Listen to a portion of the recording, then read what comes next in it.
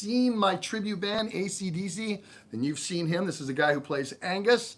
I know some of you have chimed in, and saying hello and stuff. So we just wanted to come in and talk about what's going on with us. We haven't done a show in about a year and a half, or how long? It's been a while.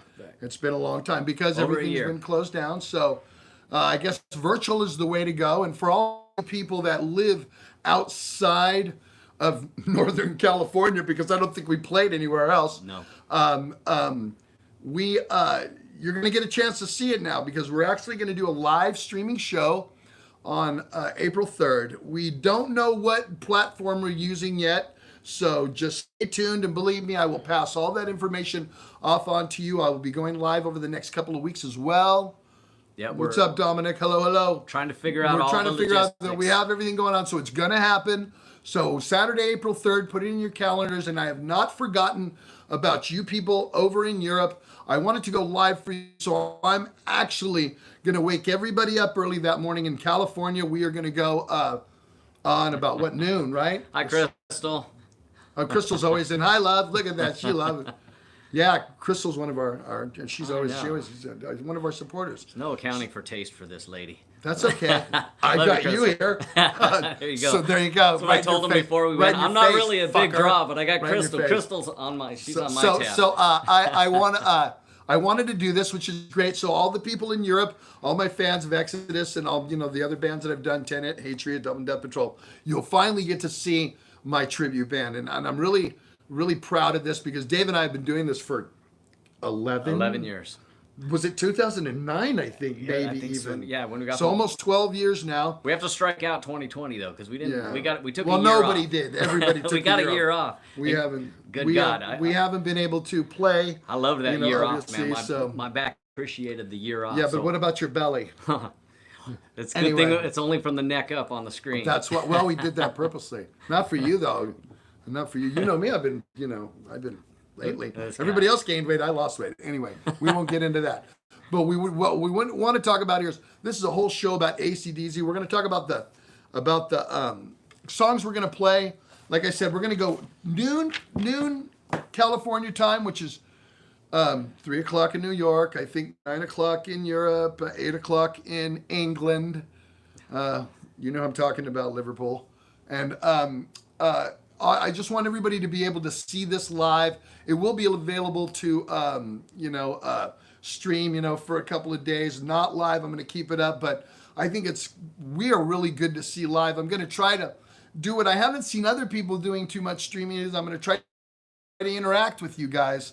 That was his idea. You happy now? I'm happy. Are you happy? It was his idea. It's not and live I like that unless idea. you interact. And I think so too, because I've been watching a lot of the live concerts lately, and I think they've been absolutely great, but I don't think they're playing to the camera too much.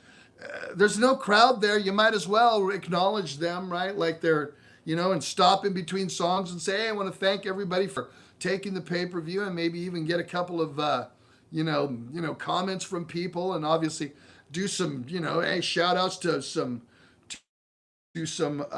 sponsors. We're also looking for sponsors for this, because I have to do this all on my own.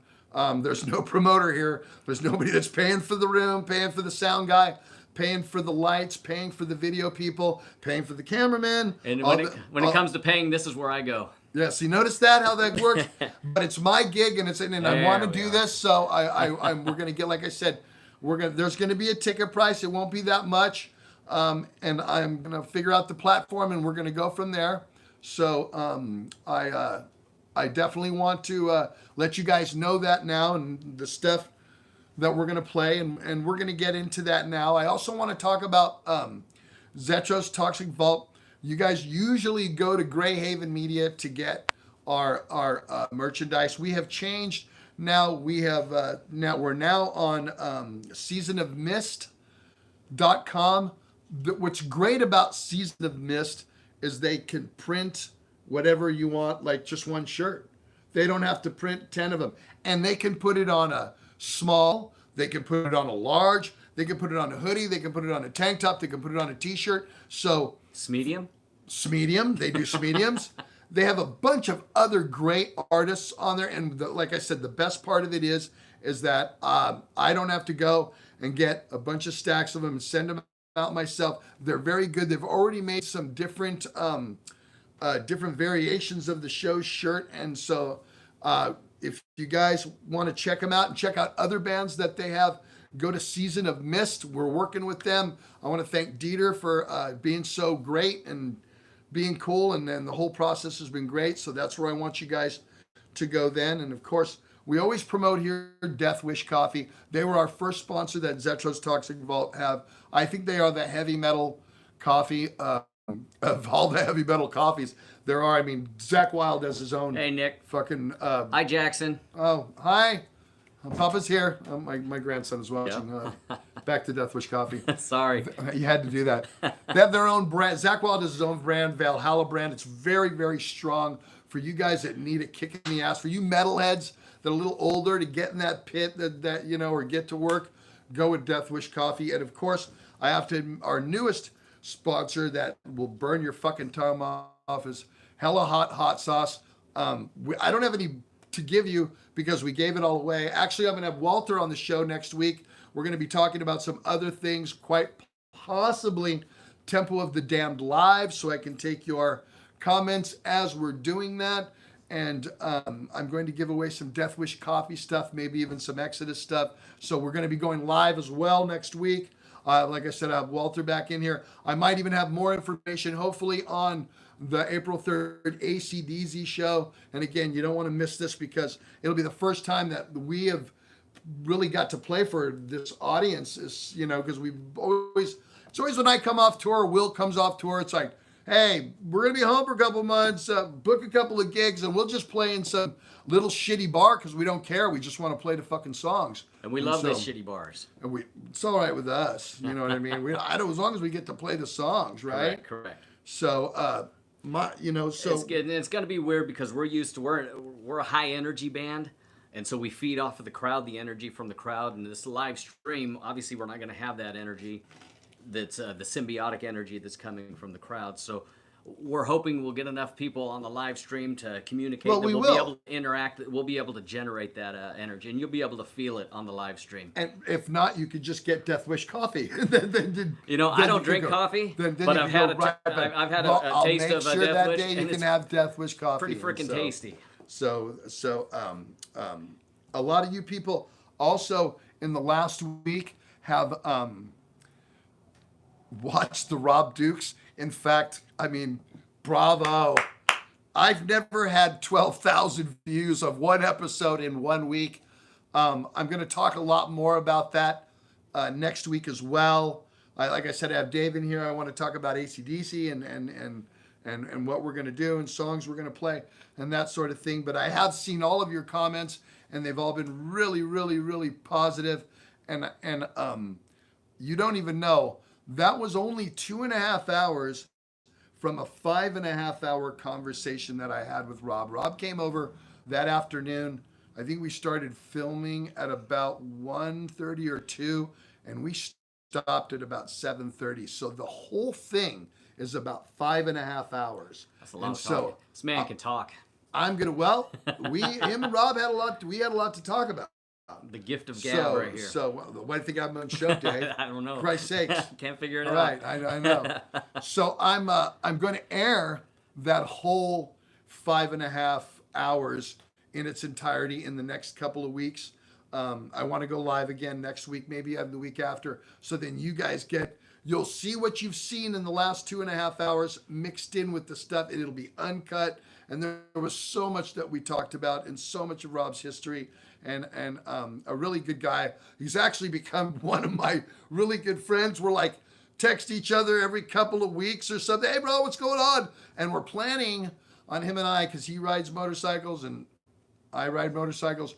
We're thinking about doing a little road trip together and filming it on camera and just, Zetro and Dukes on the road, kind of like that guy from Walking Dead. He does those. Norman Reedus. Norman Reedus, yeah. So we're thinking about doing that, Dukes and Zetro on the road.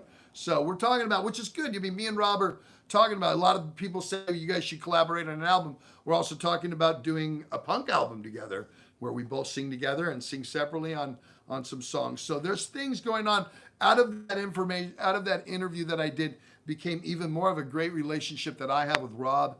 And even more of a solid bond, that, between us and the, like, there's no egos between the old members of Exodus. I talked to Rick Unelt 3 days ago. You know what I mean? I still I talked to Cragen yesterday. All of us are very connected. It's not like, anybody's not happy about what things happen, and that's the way it is, and everybody's good, and we've all come to that, and it's great that it can be that way. And then, to be honest with you, I have no problem going out with Generation Kill with Exodus, which we spoke about on there. And Rob is welcome up on my stage, not my stage, on Exodus stage anytime. And I'll gladly hand him the mic to sing some of the old songs, or even some of the songs with me. I don't care. I mean, it's a lot of fun, and it's great to show unity.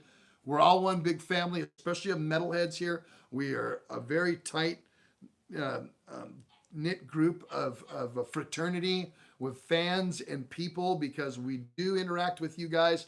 And I think that, especially in our type of metal, we're very receptive to you guys, and very open to meeting you and talking back with you. I don't know if other forms of music are so open to their fans. Maybe they are, but I think metal is definitely, Yeah, it's always been family. It's always been family. I'm personal thing. relatively new to the family. I was always on the outside looking in, and now that I'm 12 years on the inside, been around 12 years it's now. great. You'll read things on the blogs and the magazines and stuff like that. And Controversy sells copy, so they'll try and say something. Embellish. Yeah, they'll embellish, and they'll kind of throw in their own little anecdote about, well, maybe Zet and Rob aren't as close as they think. Don't believe it. It's a family. We're gonna argue. It happens, but it's not as catastrophic. I mean, do you think Ozzy and Dio hated each other and vice versa? Hell no. The respect was so there. There's respect Come on. there, right. You kidding me? It doesn't work like that. We're musicians, and we're all friends. It's just like an athlete may go up against another athlete, and they may jar each other for a while, but in the long run, off the field, they're gonna embrace each other, because they're a fraternity. They're all together. So, and I'm sure there's certain elements in our family that are hostile towards each other, but it's rare. I would think. I mean, wasn't there something going on with Chris Jericho and Sebastian Bach just recently? I guess, I honestly, I really don't pay attention to that. I think everybody should just, be happy for each other's success, because I know Sebastian and I know Chris Jericho very well. And that's what I mean. I love both guys. You don't really hear what I mean? much about them, and then they start having a battle, and all of a sudden they're in the news. They're in the news stream again, and you're like going, I'm not saying it's contrived or anything like that, but any attention is good attention for for us trying to get our medium out to the masses. Exactly. So Exactly. But So don't believe what you read all the time. Don't believe or what you hear. It's actually what it is. That's why another thing, I got so much. Think about this. Here's the singer from a band who quit, and another guy joined, and then he was replaced by the same guy. You know what I mean? It's like that's interesting to me. And how cool would it be for those two guys to get in a forum and talk about shit that, because basically it was a conversation, not really an interview, that all of you people got to sit in on. You know what I mean? And that's kind of how I looked at it. And that's how kind of I look. Every once in a while, you guys get mad at me for, you're talking over him. I'm talking over him because when you have a conversation with everybody, you don't wait till they finish, you interject. That's all I'm doing. I'm not doing an interview. Exactly. Shut the fuck up. I mean, it's my show. Let the talkers talk, man. And it's my show. And too bad. Don't watch. I don't care. So I just want to say that. Again, I'll talk more about, I'll have Walter pull up some comments, and we'll talk more about that. And like I said, next week we'll go with Temple of the Damned. But we wanted to talk about some of the stuff we were going to play. And Dave and I were we really like to play all over the map with AC/DC. We are not one of those bands that plays the same 16, 18 songs moved around in the set. We'll do shows where we'll only do deep cuts. We'll do Little Lover, Rock and Roll Singer, Can I Sit Next to You, Girl? What else? Got Balls. She's Got Balls. We'll do a whole set of just B-sides and deep cuts. We play all over the map. So on this one, we wanted to stay pretty traditional with everything. I think all of the Bon Scott era favorites are there, and I that's the type of AC/DC band. So for those of you that don't know, I do only the Bon Scott era of AC/DC. I completely um, um, respect Brian Johnson. I love that era, but my voice is more pitched towards that. So I kind of have always sung like, and when we do it, I like it, and I've always wanted to be Bon Scott. So for an hour and 10 minutes or hour and 15 minutes, however long we do it, I get my jollies and I get to go and think that I'm fucking Bon Scott for that much time, which is cool. And the whole reason why I put this together, and that's how it started. So, but I wanted to do on this set, told him, I said, because Dave usually makes the set. I don't really, I'll interject if there's a song I don't like, or put this one in. But I let him do it from a guitar player's point of view, and having to tune and go from into songs. I think that's better for me. So, Well, I know Will, our drummer Will Carroll from Death Angel, he had mentioned a year or so ago that I think we did a set list of deep tracks, but we didn't have a lot from Highway to Hell. He prefers a lot of the Highway to Hell material. So I try and make sure that we at least get some of the, because the Highway to Hell album kind of stands out as a little different than the previous 4 albums, the High Voltage, the Let There Be Rock, Powerage, and If You Want Blood. Highway to Hell is a little more refined, I think. It's a little more, I don't know, segmented, regimented. So it sounds, sometimes those songs will stand out as a little different when we play them live. Because the original, the first 4 albums that came out were a lot more raw. I agree with that. I agree with that. And just, I think lyrical content as well, mm-hmm. and just its sheer attitude. I mean, there was a time when I was a kid, and some of you older gentlemen and ladies may remember this, when AC/DC was the heaviest band in the world. There was nothing more extreme than Angus's whole trip, and the guitar coming through him, and Bon's voice, and getting on the ground and spinning around and jumping in the crowd on Bon's shoulders. And there was nothing like that at that point. At one time, they were the most extreme there was. Yeah, I mean, this is mid-'70s when punk rock was really coming in. And punk rock didn't know how to play their instruments. They were just all aggression and violence. And then AC/DC was like... Only the good punk rock didn't know how to play their instruments. But AC/DC was that violence and aggression with riffs. And an actual aptitude towards, writing songs and writing hooks that people could hum in their head. Punk rock wasn't about humming songs in your head. It was about, rebellion. But AC/DC encapsulated everything back in the 70s. They had that punk attitude, and they had the riffs that appealed to the people that didn't like punk rock, but they had the music, the things that it was a tone, and I'd say Angus and Malcolm's tone was a completely different thing and a different approach to me. That's, you call that early heavy metal. It is. I'm sorry, but it is. Even though it's really boogie woogie rock and roll, it's early heavy metal, you know what I mean? And I always looked at it that way because I always liked the most extreme there was out there that I could find, and they were. So, we went to that. And so on this set that we are going to do, I'm not going to tell you in order, but we're going to play songs like, Long Way to the Top, even though we know we don't have the bagpipe, we're going to do that, but and then we'll do everything from Rosie, Sin City. We're all over the map on this. Bad Boy Boogie. Yeah, doing a good blend of material, I think, from every one of the albums. We got the albums listed right here in front of us in case we wanted to reference them. So that's the first one. There they are. There it is. So what are we doing off that one? We got Long Way to the Top, Live Wire, Wire, and TNT. Okay. So there's 3 off of that one. And then what's their next one? Let There Be Rock. Let's see. Then we got Let There Be Rock.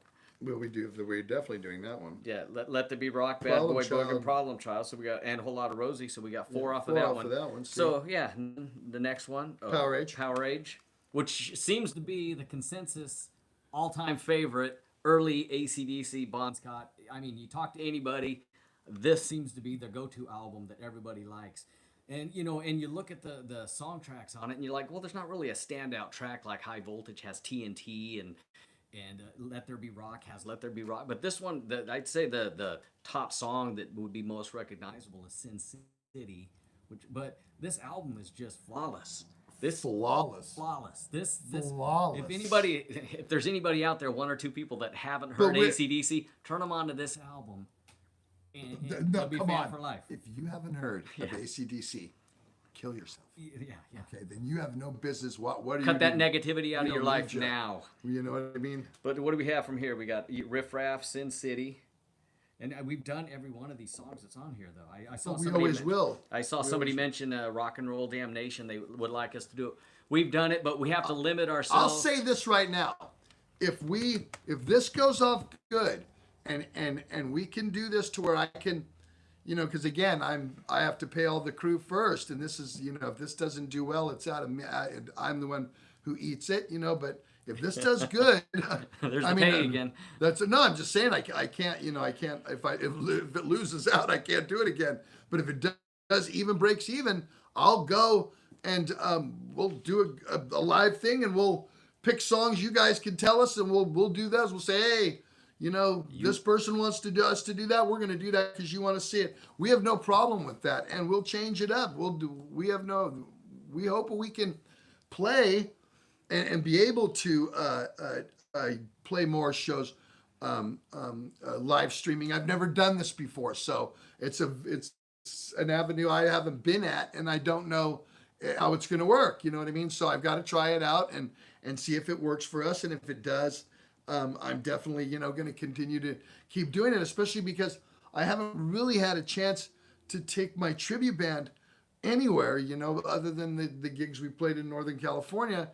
And this is a certain way for Bronco Billy, $5 down payment for the show. All right, down payment blues. Go to Zetro's ChopTalk.com. My PayPal's there. If you want to help the show out now, because I've already got people I have to pay to secure. I had to secure the room already. So we're doing stuff. This is happening. This is going to go on. But if we can do this, I'll do it every couple of months. I want everybody to be able to see my tribute band, not to toot my own horn, but I'm about to. Here we go. Fuck you, you're part of it. I think we have the tightest Bon Scott era tribute, AC/DC tribute band that I've ever seen in my eyes. And because of the players that I have with me, I have Will Carroll from Death Angel on drums. He's just a beast. Everybody knows that Will with Death Angel, but Will can play anything on it. You go have him, ask him to play Sabbath or just anything. He'll play it like you hear it on the record. He's a rock and roll encyclopedia. It's the truth. And then the guy we have playing Malcolm is a guy named Joel Proto. He plays the same guitar. He looks the part. He knows his part to be Malcolm. He knows exactly where to do the backups. He's the best guy that we've had in that spot. And move right on to, he's actually was the bass player for Exodus in the Force of Habit era, and he has his own 70s hard rock tribute band. To me, they're the best in the world. They're called the Butlers. His name is Mike Butler. He finishes out playing the role of Cliff Williams, and I'm telling you, each one of the guys that are playing this band are all pros, and they know what they're doing. And this guy does Angus better than Angus does Angus now. Yeah, you do. You do. Well, you need to keep walking, but Yeah. he does that. He needs to get that stamina. And I see he retired recently, and we can tell. So I think You're killing me, Zed. I got him. I got him. So, Stop talking. too bad. It's my show. It's Night Prowler. Night Prowler. There you go. I would have to say that he's, out of all the Anguses I've seen, and I've seen a lot of the Angus. Is that how it is? Yes, Is that how you guys? It's the you Angai. guys. Is that how you guys refer to each other as Fungus the is Angai? fungi, Angus is Angai. Angai. Well, the Angai's out there. He plays the Angai part better than Angai plays himself these days. Yeah. And so, no, it's the truth. I'm I'm just sorry. saying, I I'm love not Angus to comfortable. death. I'm not comfortable with that type of. I can conflict, say so. that because I'm the other guy. Angus is the innovator. I'm the but- imitator. Okay, but he imitates him to the fucking T. And so we're gonna play a lot. What else are we playing on here, Dave? Touch Too Much. Yep. That's that's off of. We got some Highway Highway to Hell. I don't think much from that though. We're playing. Power Age. We're playing What's Next to the Moon. That's a Yeah, Power Age. We're playing What's Yep. Next to the Moon. A lot of tribute bands don't play that song. We play that all the time. You We know, it's love that funny. song. That's one of my favorite songs to play. That song is just, and I'm surprised it doesn't get more attention. But whenever we play it, we always get a lot of feedback. Oh, that's always been my favorite. That one and Gone Shootin'. People love those two songs, which are both, again, off of Power Ridge, the best AC/DC album. Yep. Go get it, kids. Go get it. Yeah, but Power Age rules. I see him coming in. Yep. Kick 'em. Yes, Claire, thank you. We love you. We know you watch every week. And I told you now I got my merchandise thing, Claire. You can go get a small t-shirt if you want. They have Season of Mist is also in Europe. So go on seasonofmist.com just to get back to that. And Yeah, and I'm seeing people. Bon Scott is better than but the first two Brian Johnson albums, I agree. Yeah, and this is something we discussed last time. Is like people, the consensus, they tend to prefer Bon Scott material, but the album Back in Black, just specifically Back in Black, stands on its own, as a great rock and roll album, not just in the AC/DC catalog, but as a top 5 album of all time. So, yeah, people love the Bon Scott material more, but Back in Black is it kind of gets taken out of the conversation simply because it's a great album. It is a great record. I mean, and for those about to rock as well. I think so too. Yeah. I really do. I think that they came out swinging hard after losing such a heavy hitter. I mean, it's a little unfair, but I can't think of a series of 3 albums released in like a 3-year period, Highway to Hell, Back in Black, and For Those About to Rock, that are more successful for any band. Those 3 albums right there. I mean, obviously Back in Black. losing their main guy. Yeah, too. and they went through tragedy. Yeah, they went. Zeppelin didn't survive that. Not at all. And Zeppelin has, they have great albums and a great hit, but they were around, 9 years. Think about that. 69 to 78. Was it 70? No. When was the last Zeppelin concert? Was 80, right? Was it 80? He died in September of 80. Yeah, so it was in 80. Okay, They played in because In Through the Outdoor was 79. And 79. Okay, he that's died 10 in 80, years. Yeah. Yeah, God, those careers that those legendary bands had, it's crazy. But for a 3-year period, we got Highway to Hell. Bon Scott, rest in peace, passed away. And then we got Back in Black and For Those About to Rock in a 2-3-year period. I don't think anybody's been that proficient or prolific that I can think of. I mean, in terms of album sales and popularity and the legacy that those albums Actually, I can they probably still stand. I think I'm one. The first 3 Van Halen records were pretty monumental too. Van Halen 1, Van Halen 2, and Women and Children first. Right. So I think about the same era too. Exactly. 77, 78, 79. Yeah. Well, and then I did that episode a couple of weeks ago on just 80s, all the great records that came out in 1980, and there was just so many. Heaven and Hell by Sabbath. Oh God, we went on. We had like 20 or 30 of them. British Steel. Don't get me started. But I know. But we were really spoiled at that time when you talk about great innovative music that when you look back on that now, it's like oh my, yeah, but it's like these are like legends, our heroes still, you know what I mean? 40 years later, they still stand up. It's 1980. It's 80, 40 years later. 40 years later. If you were to say in 1980 that you were listening to something from 1940, you would have been like that old Benny Goodman shit you see in the Abbott and Costello Laurel Harley movies. You know what I mean? But we're still listening to the music that we grew up on, that basically formed our musical identity. 40 years later, we're still listening to it. Well, it's influence. It's funny that today's music is a lot different. What's on the Grammys and the American Music Awards and that sort of thing.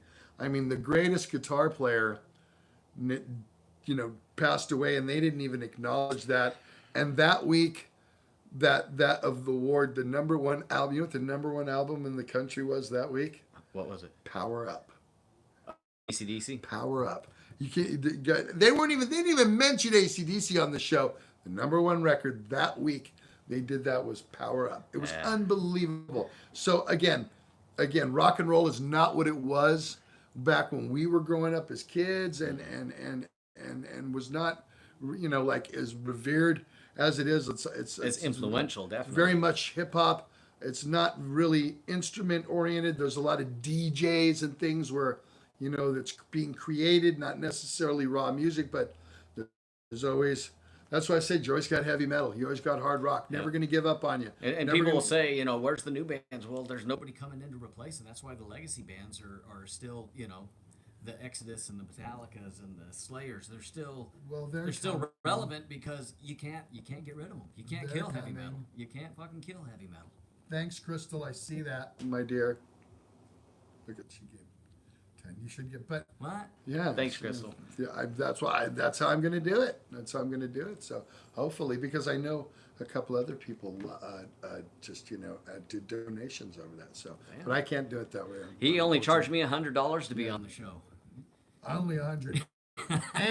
and he has to take me out to lunch after, and he has to fill my tank up. All right, 2 for $5 at Wendy's. I get That's it. a great deal. I'll take the 2 for $5 as long as my tank's getting ready. And none of I that. don't None of that regular. I want mid-grade. I want to hear nothing about my belly as I'm wolfing down my third cheeseburger. Wolfing. Now this album right here. What do we got? What do I think of the wait a minute, Lisa. What do I think of the Pleasures of the Flesh demo with Bailoff? That's what got me in the band. I thought it was cool as hell. That's when we heard that was Pleasures of the Flesh, Brain Dead, and Seeds of Hate. Piranha? No, this was before I got the Piranha was already on Bonded. On Bonded. So yeah, that's kind of what I learned to audition for the band actually. So there you go. But this album right here, this was a weird album. Because if you remember this was released in the States after Back in Black. Yeah. And so it was kind of... But those of us who knew about it Yeah. always bought it. And remember, it was the cartoon picture with the big arm with Bond's. It was Angus like this with his hat down. In a pool yeah, and a Bond's arm, and on his a tattoo said "Dirty Deeds Done Dirt Cheap." Because I bought it at Portable Madness for $65, I think. But the thing is, this is 1980. We don't have fucking social media. We don't have, I'm 14 years old. Bon Scott's dead and he just releases a new album. It confused the hell out of me, and it confused a lot of people. But the record company was sitting on this for U.S. release. With the success of Back in Black, they said, "Oh, let's hurry up and repackage it and throw it out there." So this confused a lot of people, as did 74 Jailbreak, which came out a little bit after. I'm trying to think of when 74 Jailbreak, but it came out after Back in Black. So it's like, why is Bon Scott still releasing albums? It confused me as a kid, but I get it now. He was a confused kid. I was easily confused. He was a confused kid. Now I used to watch Saturday morning cartoons on Friday. This is the album I cut my chops to. I had it on. I think everybody did. I had it on 8-track, and this is what I actually could tune to this, because a lot of these older AC/DC albums, as a guitar player, you'll know what I'm talking about. Every fucking song is tuned differently. So you finish one song and then you have to retune for the next song. It's a fucking disaster to play along with these albums. But this one right here, you can play all the way through. And of course, I had it on 8-track. So it would kind of fade out in between the tracks and then click to the next track and then come in. But this right here, this and Kiss Alive and Kiss Rock and Roll Over were how I learned to play guitar. Never had a lesson. Here's my teachers. You can tell. No, you can't. Honestly, I'm going to tell you, again, I'm really excited about this because this will be, a year ago, if you would have said you were going to live stream a gig, everybody would have laughed at you. Why? What are you talking about? Why are you doing that? Now it seems like the medium, because of what's going on, has pushed it to that, and people still want to see people. I do, Debbie. What do you do? There was a question. Oh, they still want to do the. They still want to see concerts. Now we've learned from other platforms that can't even accept us right now that everybody wants and their mother wants to stream. So we are. Thanks, Debbie. We are definitely going to do that, and now it's the cool thing to do. And what's good for us is South America. All my brothers down in Brazil and Peru and Argentina and Chile, especially in Chile. All my people down there. People down there are crazy. Those Colombians, man, I love you guys. They love their metal. They're crazy. They're crazy, and they're crazy for it. They'll get to see this now. All of our crowd, all of our friends over in Australia, who barely ever get to anybody over there, especially now, it's really going to be tight before anybody gets over there. You'll get to see this, and then you'll get to see what a lot of people don't get to see. Want to hear the old Bon Scott songs, Dave. I know. You know what I mean, and they don't get to hear them because AC/DC doesn't necessarily play them anymore. Usually they'll dig into one deep track. Every tour they'll get one deep track, like a Walk All Over You, or for some reason they always play Hell Ain't a Bad Place to Be. That song seems to always be in the AC/DC tour set list every year. And it's a great song. Hell ain't a bad place to be, but I'm like going, hey, how about throwing in Riff Raff? I mean, I think when they did the tour with Axl, when Brian and Axl came in, and he was actually requesting that they dig into some of the, and so they were doing Riff Raff, and they were doing, I think they did Problem Child. They did a lot of the older tracks that maybe they weren't done before, that maybe Brian couldn't sing as well. So, but again, whenever we play a show, we always get, we'll play 15 songs. We'll have 15 different requests for 15 different songs. That's why we try and diversify the set list. Never one show is never the same the next show. Right. Never. They're always different in some way. Again, this one, I'm not going to say it's the generic Bon Scott, but it's a lot of the songs that everyone knows from his era. But like I said, if this goes good, we'll definitely, Dave and I will come live again with you guys. And is it Crystal's birthday? I keep seeing happy birthday up there to Crystal. Crystal, is it your birthday? If it's your birthday, then happy birthday. Happy birthday. Happy birthday. You're looking good Dave's for 29. Birthday, then they're never older than 29. 29. She was great at 29. So I'm saying. I think your kids are actually older than 29, but you still are 29, damn it. So happy birthday, Crystal. Right on. So we are going to do this. This is going to be happening. Like I said, April 3rd. We have the crew in back noon, California time. Like I said, I want you guys in Europe and at least to be able to see it live, when it goes on. And of course, we'll keep it up for some time so you can, those people that are away or can't get it on that time, will have a chance to access it and see it. We don't have anything else to do with it, so it's one of those things. Might Jonathan Fennell's chiming in with Titan stuff. Come on, dude. That's hot. Now you guys, now it's like Facebook on Zetro's thing. We're not having that here. We don't talk that here. Well, this is a live stream, so if I were to tell him that Jonathan Fennell sucks, it would go out live. I probably don't want to do that though. Hot. See what happens when you have the live platform. Only people saw your thing and it went away. Dave got to actually say it.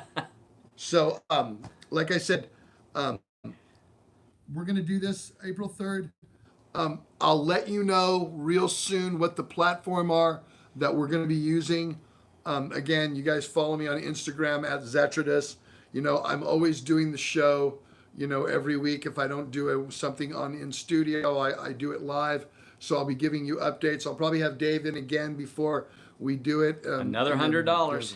Yeah, well, I still get my tank full, and I'll get 2 for $5 at Wendy's, and that's all that matters to me. Done and done. And then, and again, thank you guys for watching the Rob Dukes thing. That was really cool. I mean, I've never had 12,000 people. It's funny. I only have 8,900 subscribers, but 12,000. So for you people that didn't subscribe, what the fuck? It doesn't cost any money, man. Just gotta hit the button, So thank you for all of you guys for keeping this real. I want to again thank Season of Mist, who carries our merchandise now. So if you want any, and they got some cool stuff. They took a pot leaf and put it behind the Zetro's Toxic Vault logo. Whoa. I'm big on that. I don't do the pot. I'm big on that, and we know that, and my viewers know that, and even the Exodus fans know that. I want to thank Deathwish Coffee as always. They're always, giving me swag. In fact, next week, I have stuff to give away from Deathwish Coffee and maybe even a couple of Exodus stuff. I also want to thank Hella Hot Sauce. If you want to burn your tongue off with flavor, go to HellaHotSauce.com. Get some stuff from them. It's great. It's real good shit. And then again, share this. Follow my, subscribe. Follow my stuff. And support AC/DC, right? Yeah. I mean, how can you not? You have to. And, just keep it real. Also, here's my boy from Sin City Cycles out in Antioch, Craig. We took a ride out there yesterday. Had a cool ride. Check him out. It's got some great biker wear. If you want a real biker wear, go see Greg. Now you can also go to Lynn, Massachusetts. These 2 places at Sin City Cycles. But that's about it, Mr. Chapman, I think. Nope. Thanks for all the support. I want to say thanks for all the comments. Give a shout out to Vanessa and Alana. Love you. And you guys love you. And everybody that's supporting the heavy metal scene, not just AC/DC, but EXO and the whole Bay Area thrash. Keep metal alive. It's in your hands. Thank you. I'll see you guys with Walter. We'll be talking about Temple of the Damned next week. We'll be giving some stuff away, and we'll just be doing stuff all that we do here in Zetro's Toxic Vault. So for Mr. Dave Chapman, I'm Steve Zetro Souza. I'll see you guys real soon. Bye now.